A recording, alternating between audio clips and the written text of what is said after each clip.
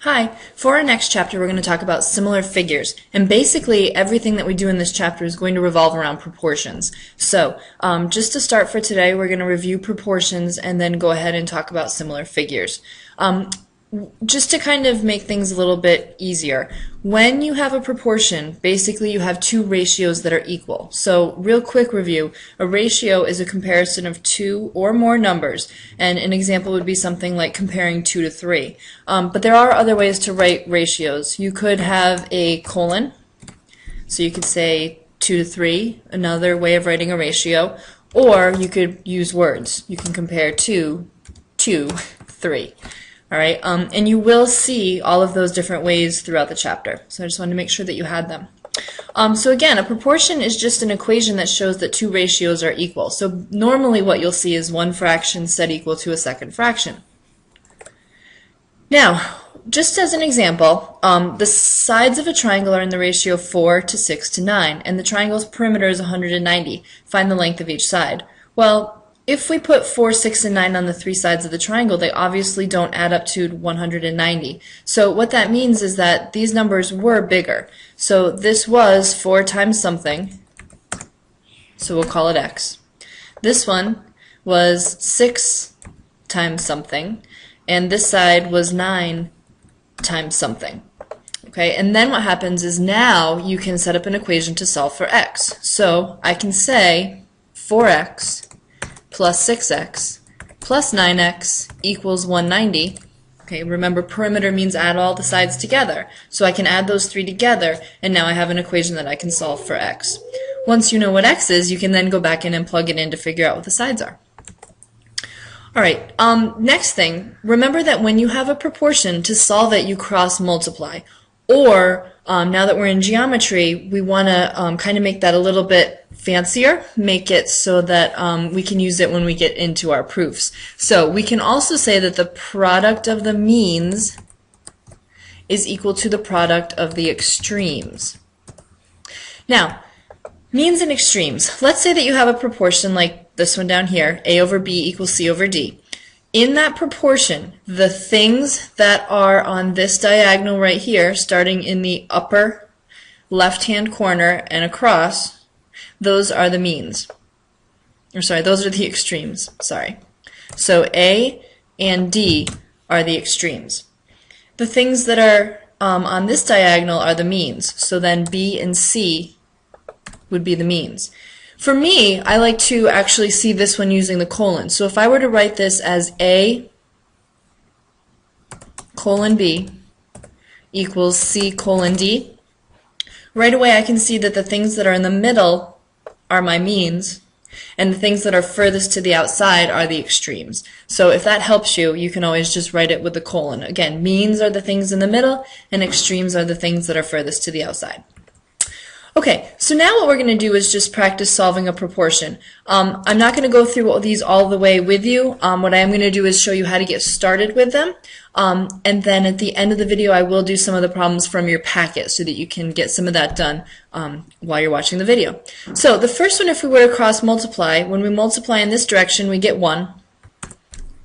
And we set it equal to what we get when we cross multiply in the other direction, 2 times 28. Sorry, we get 1x.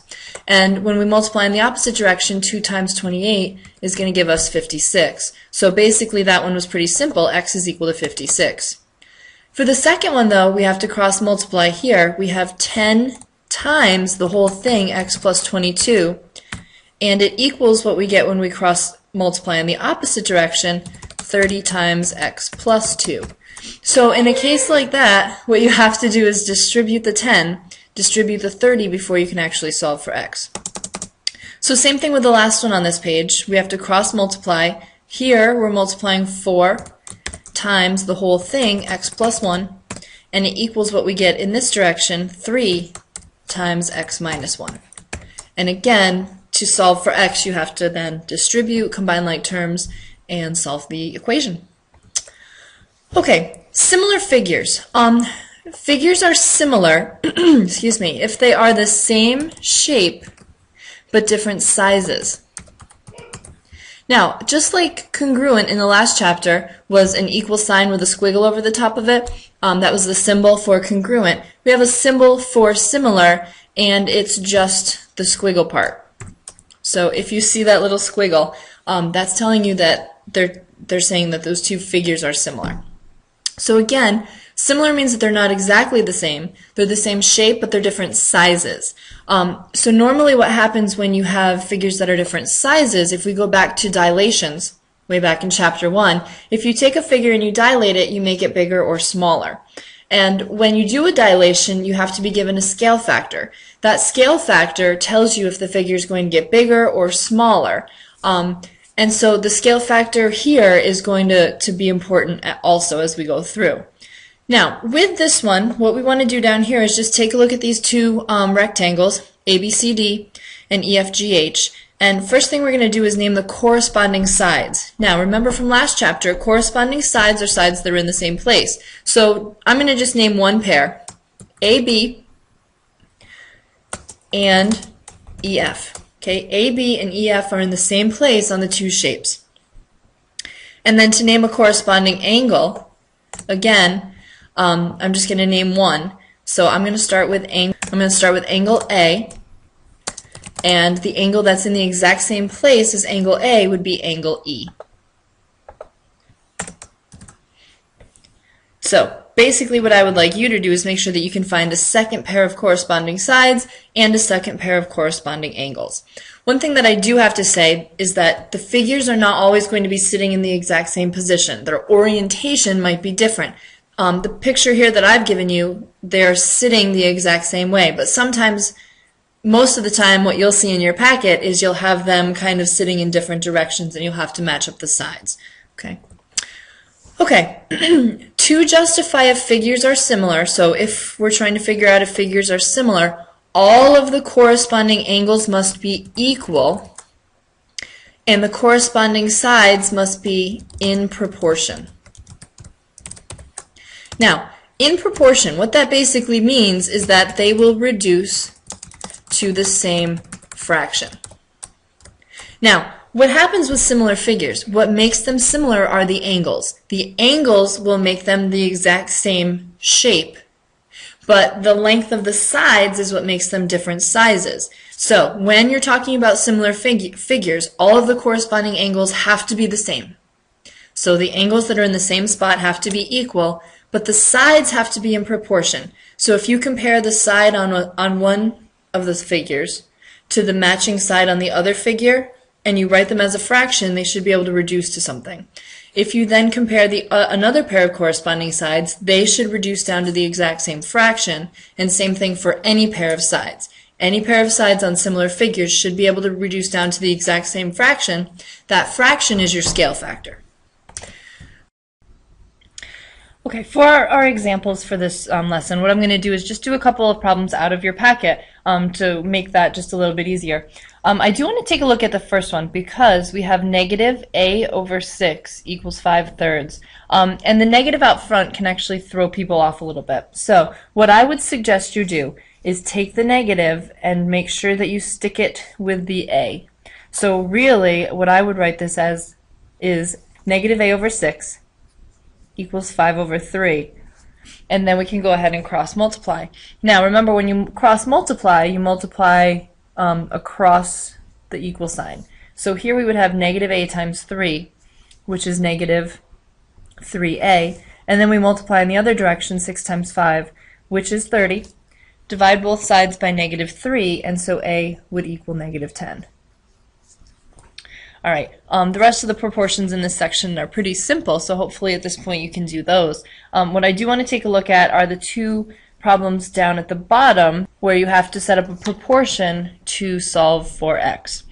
Now, one thing I did warn you about earlier in the video is that when you have triangles that are similar, they may not be sitting the exact same way, and you can see that in the first two problems here. One thing that you may want to do is redraw them. So I'm going to take the big one and stand it up. And when I stand it up, on the bottom I don't have any numbers. And then if you think about it, you're taking it and standing it up. So this side would be an x, and this side would be 100. Now, for some of you, hopefully you already see the answer, but if not, let's take a look at what we would do to set up the proportion. Basically, what you want to do is find corresponding sides, so sides that are in the same place. So this 10 right here is in the same spot as the x, and this 10 right here is in the same spot as the 100. So basically, when you set up your proportion, you have to be consistent with those things. So what I'm going to do is set up a proportion that goes from the little triangle to the big triangle. So on the little triangle, the side is 10. On the big triangle, the side is x. So my first fraction is going to be 10 over x. And my second set of numbers on the little triangle is 10, and the big triangle is 100. So my second fraction is 10 over 100. And then again, I just cross multiply. Here I have 10 times 100, and on the other side I have 10x. Divide both sides by 10, and x turns out to be 100, which again, some of you may have seen right from the beginning, and that's great. Alright, the next one, what we have here, again, are two triangles that are not sitting the same way. So what I'm going to do is try to redraw them so that they look the same. Now, for some of you, again, you may not have to do this. If right away you can find the sides that match up, that's great. But if not, then what you can do is just redraw them. So I'm just going to take this one and redraw it so it looks a little bit more like the little one. And scooch it over so you can see it. Okay, now on this side right here, that's the short side, that's going to be the 35. And this one right here is going to be over there. So it's kind of like we're standing it up and flipping it over so that it's sitting the same way as the small one. And now again, it's just a matter of matching up the sides. So this side on the bottom matches up with the 35, and this side that's marked 9 matches up with the 45. So again, when I set up my proportion, what I'm going to do is go from the little triangle to the big triangle. So on the little triangle, the side in the box is 9, and on the big triangle, the side on the box is 45. So my first fraction is 9 over 45. And then I have the two measurements in the circle. In the circle, on the little triangle, I have x. And in the circle on the big triangle, I have 35. So x over 35 is my second fraction. And so now I just have to cross multiply. Well, the easy side is the x times 45, that's 45x. And in the other direction I have 9 times 35, which turns out to be 315. So then I divide 315 by 45, and x turns out to be 7. Excuse me. Alright, so again, what I've done is I have taken the two figures that I was given for both of these examples, drawn them so that they look the same, found the sides that match up, and using those sides that match up, I set up a proportion to solve for x. Really, the only way that you could get something like this wrong, I would think, is if you don't match up the sides correctly. So if it helps, redraw the figures so that they look the same. Okay, that's it for today.